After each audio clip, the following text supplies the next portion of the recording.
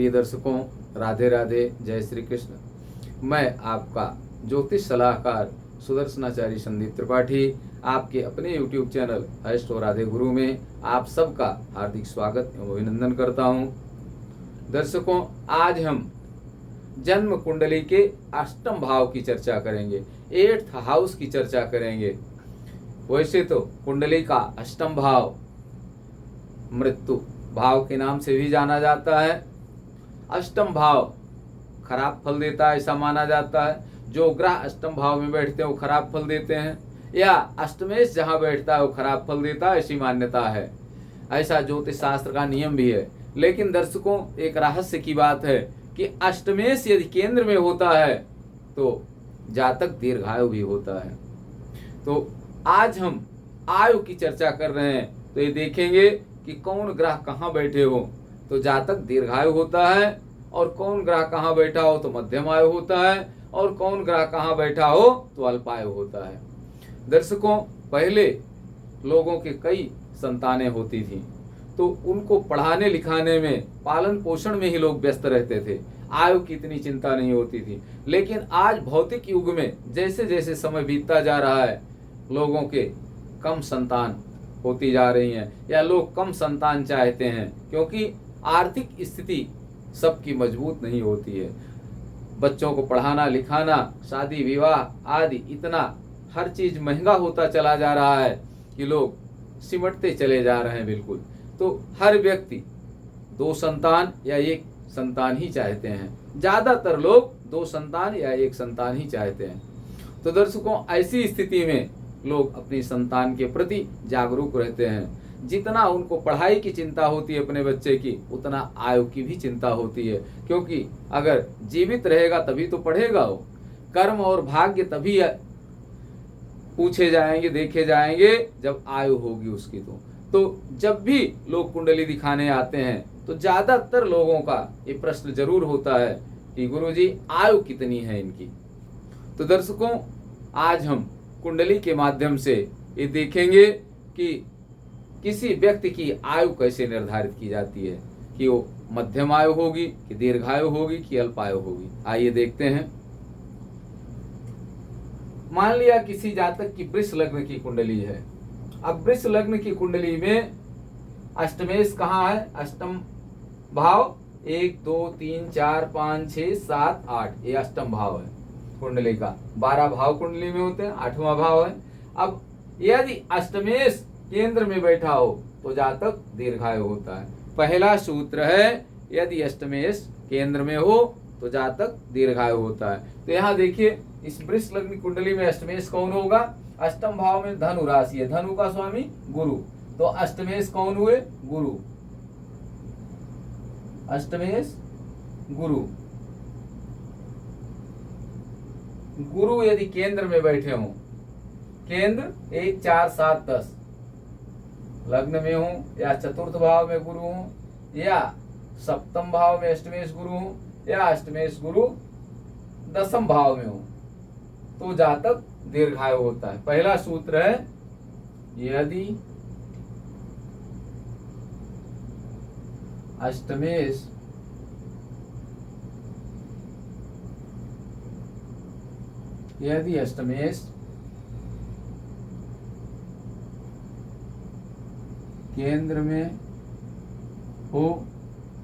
केंद्र में हो तो जातक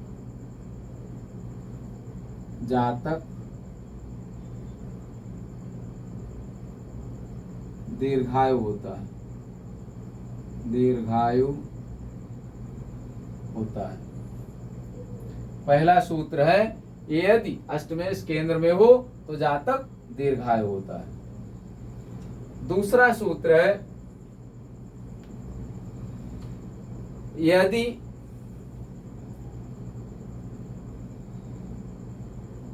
अष्टमेश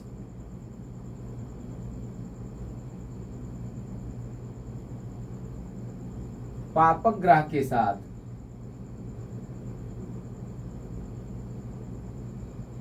पापक ग्रह के साथ या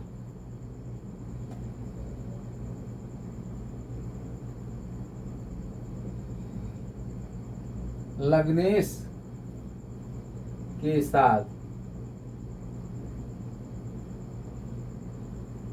यदि अष्टमेश पापग्रह के साथ या लग्नेश के साथ अष्टम भाव में स्थित हो, अष्टम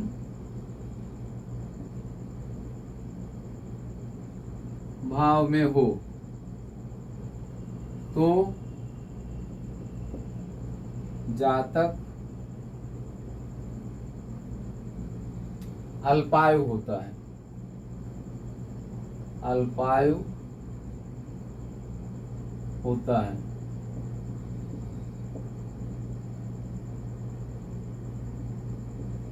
दूसरा सूत्र क्या है? यदि अष्टमेश पाप ग्रह के साथ या लग्नेश के साथ अष्टम भाव में हो तो जातक अल्पायु होता है।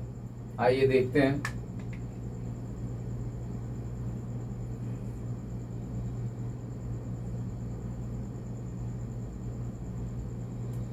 अब इसी वृष लग्न की कुंडली में हम देखते हैं कि यदि अष्टमेश पाप ग्रह के साथ कहाँ हो या लग्नेश के साथ अष्टम भाव। पाप ग्रह मान लिया, अष्टमेश कौन है? गुरु। वृष लग्न की कुंडली है, अष्टमेश गुरु है। गुरु अष्टम भाव में हो, किसके साथ? पापक ग्रह के साथ में। मान लिया ये राहु के साथ में यहाँ बैठा हुआ है गुरु, तो केतु कहाँ होगा? द्वितीय स्थान पर। अष्टमेश पापक ग्रह के साथ में या लग्नेश के साथ, अब लग्नेश यहाँ कौन है? शुक्र के साथ में अष्टम भाव में हो तो जातक अल्पायु होता है। यहां मान लिया या शुक्र बैठे हो, राहु हो या कौन हो? लग्नेश शुक्र बैठा हो तो जातक अल्पायु होता है। देखने में लगता है दर्शकों कि गुरु यहाँ स्वगृही होके बैठे हुए हैं, बली हैं, अपनी धनु राशि मूल त्रिकोण राशि में अष्टम भाव में बैठे हैं और अपनी राशि में हर ग्रह चाहे जिस भाव में बैठा हो अच्छा फल देता है। और यहाँ शुक्र लग्नेश के साथ में बैठा है तो अल्पायु कैसे होगा? लेकिन बृहत पाराशर होरा शास्त्र के भाष्यकार ने ये लिखा कि यदि अष्टमेश पाप ग्रह के साथ या लग्नेश के साथ अष्टम भाव में हो तो जातक अल्पायु होता है। अष्टमेश अष्टम भाव में हो इसका मतलब स्वगृही होगा, और लग्नेश के साथ में है, पापक ग्रह के साथ में या लग्नेश के साथ में हो तो जातक अल्पायु होता है। ये विचारणीय प्रश्न है दर्शकों। वैसे एक बात ध्यान रखिए कि कोई भी ग्रह हो, जैसा कि हमने पहला सूत्र दिया, यदि अष्टमेश केंद्र में हो तो जातक दीर्घायु होता है। अष्टमेश गुरु केंद्र में 1, 4, 7, 10 भाव में होगा तो दीर्घायु होगा। लेकिन दर्शकों इतना जरूर देखना होगा कि अष्टमेश 1, 4, 7, 10 भाव में तो है, लेकिन यदि पापक ग्रह के साथ में है, पापक ग्रहों की दृष्टि है उस पर, तो आयु का क्षरण होगा, आयु कम होगी। भले ही वो अल्पायु न हो लेकिन कुछ न कुछ आयु में उसके कमी जरूर होगी। और यदि अष्टमेश केंद्र में है और शुभ ग्रहों से दृष्ट है तो दीर्घायु होगा, इसमें कोई दो राय नहीं। पापक ग्रहों की युति और दृष्टि नहीं, शुभ ग्रहों की युति और दृष्टि भी है तो निश्चित रूप से जातक दीर्घायु होगा। ये सूत्र आपको अपने से समझना होगा, क्योंकि हर सूत्र में हर चीजें नहीं मिलेंगी आपको। तो दर्शकों तीसरा सूत्र हम आइए देखते हैं। तीसरा सूत्र है यदि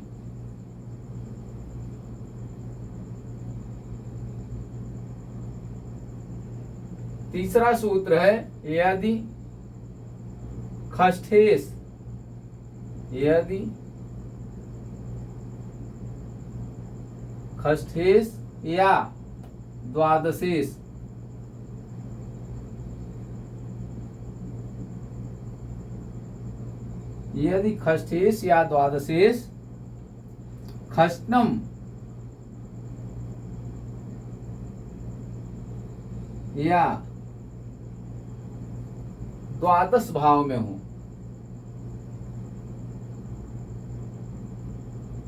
खष्टम या द्वादश भाव में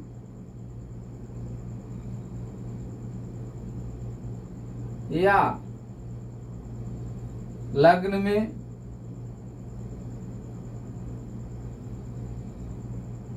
या अष्टम भाव में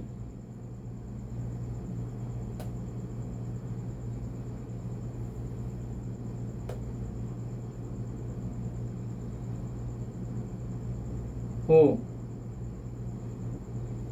यदि खष्टेश या द्वादशेश खष्टम या द्वादश भाव में या लग्न में या अष्टम भाव में हो तो जातक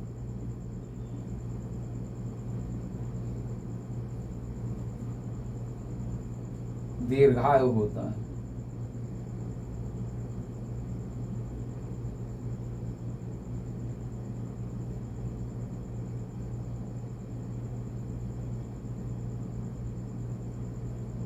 तीसरा सूत्र है, यदि खष्टेश या द्वादशेश खष्टम या द्वादश भाव में हो या लग्न में हो या अष्टम भाव में हो तो जातक दीर्घायु होता है। दर्शकों, मान लिया वृष लग्न की कुंडली है, खष्टेश कौन होगा यहाँ? शुक्र।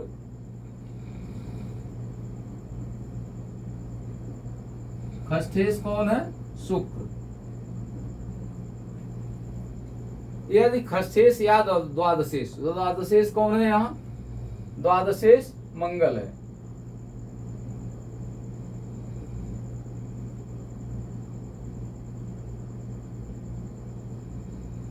द्वादश भाव में मेष राशि है, मेष का स्वामी मंगल, तो द्वादशेष मंगल है। यदि खष्टेश या द्वादशेष खष्टम या द्वादश भाव में हो, खष्टेश मान लिया, खष्टेश कहाँ है? द्वादश भाव में, यहां बैठा हुआ है शुक्र, और द्वादशेष मंगल कहाँ है? खष्टम भाव में।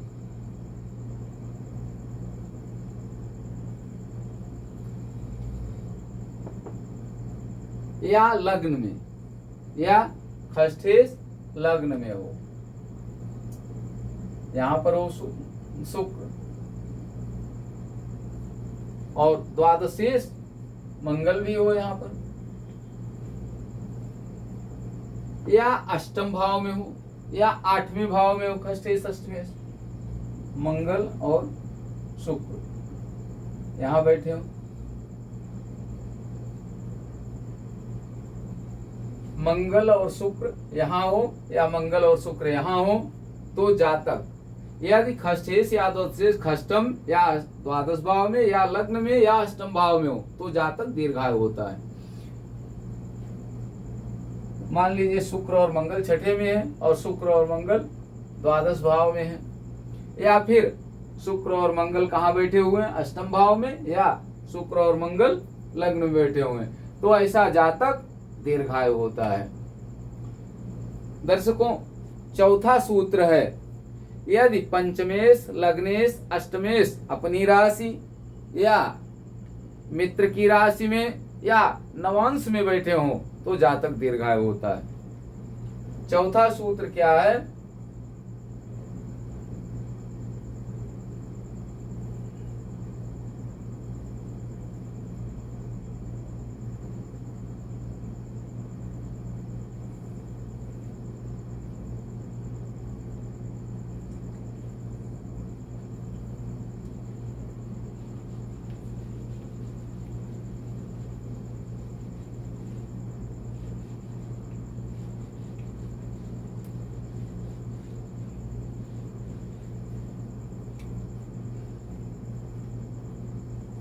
चौथा सूत्र है, यदि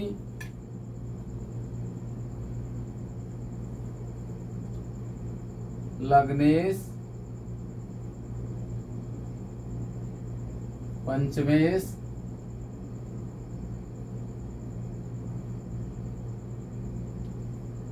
या अष्टमेश, लग्नेश पंचमेश अष्टमेश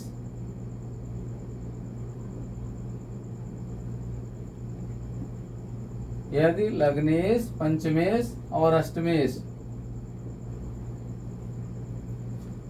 कहाँ बैठे हों? अपनी राशि में हो, अपनी राशि में हो,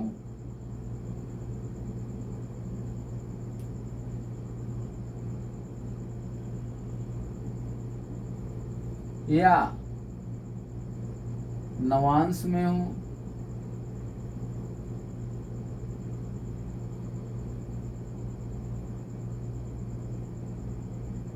या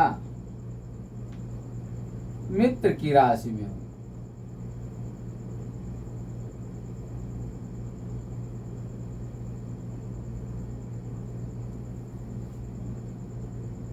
में हो तो जातक दीर्घायु होता है।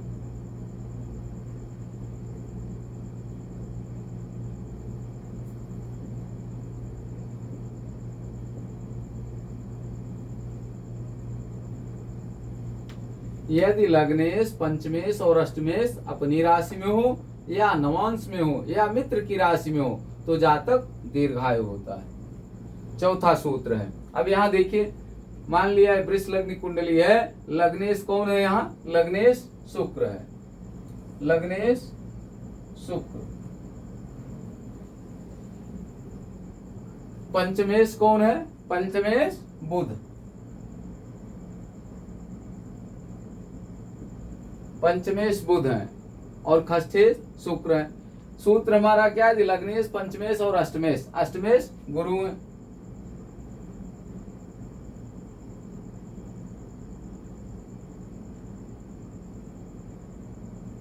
अब यहां देखिए, यदि लग्नेश, पंचमेश और अष्टमेश अपनी राशि में हो, मान लिया कि लग्नेश अपनी राशि में हो, मतलब या वृष में हो या तुला में हो, शुक्र, शुक्र मान लिया यहाँ पर बैठा हो। पंचमेश कौन है? बुध, बुध अपनी राशि में बैठा हो, मान लिया कि बुध यहाँ पंचम भाव में बैठा अपनी राशि में। और अष्टमेश अपनी राशि में हो, अष्टमेश गुरु अपनी राशि में हो, या तो धनु में हो या मीन में हो, मान लिया कि यहाँ धनु राशि में बैठा हुआ है, या फिर कहाँ हो? नवांश में हो, या तो अपनी राशि में हो ये तीनों ग्रह, लग्नेश, पंचमेश और अष्टमेश, या फिर नवांश में हो। नवांश कुंडली में अपनी, नवांश कुंडली में नवांश में हो, अपनी राशि में हो, या मित्र की राशि में हो, मित्र की राशि में हो, लग्नेश, पंचमेश और अष्टमेश मित्र की राशि में हो तो जातक दीर्घायु होता है। दर्शकों, ये चौथा सूत्र है। पांचवा सूत्र है,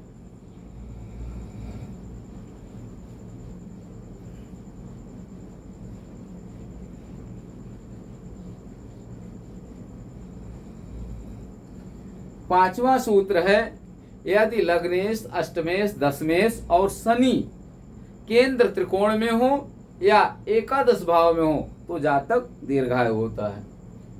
पांचवा सूत्र है, यदि लग्नेश,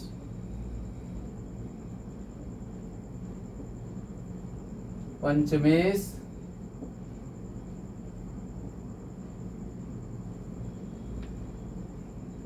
यदि लग्नेश, अष्टमेश,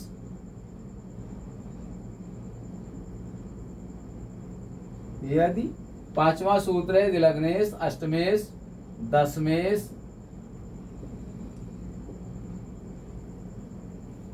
और शनि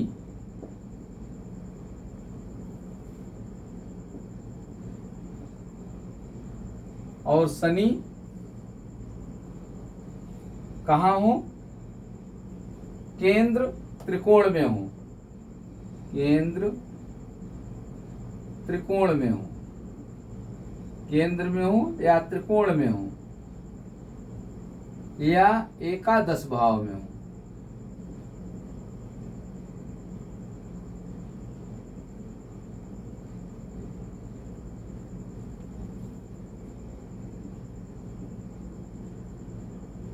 तो जातक दीर्घायु होता है।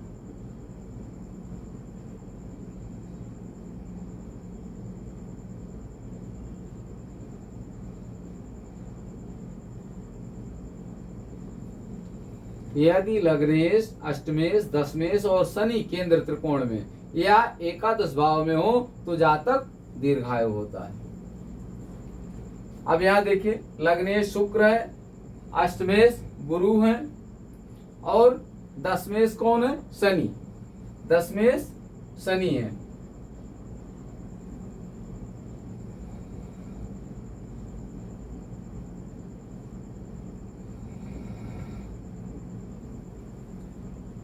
यदि लग्नेश, अष्टमेश, दशमेश और शनि, मान लीजिए यहाँ दशमेश कोई दूसरा ग्रह होता, शुक्र होता, तो साथ में शनि को देखा जाता कि शनि हो तो जातक दीर्घायु होता है।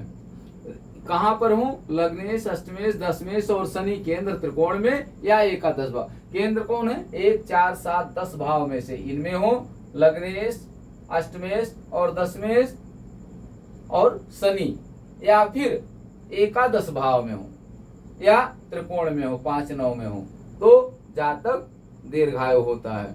दर्शकों, ये 5 सूत्र दीर्घायु योग के हैं। 5 में से 1 अल्पायु योग है और 4 दीर्घायु। अल्पायु कौन सा है?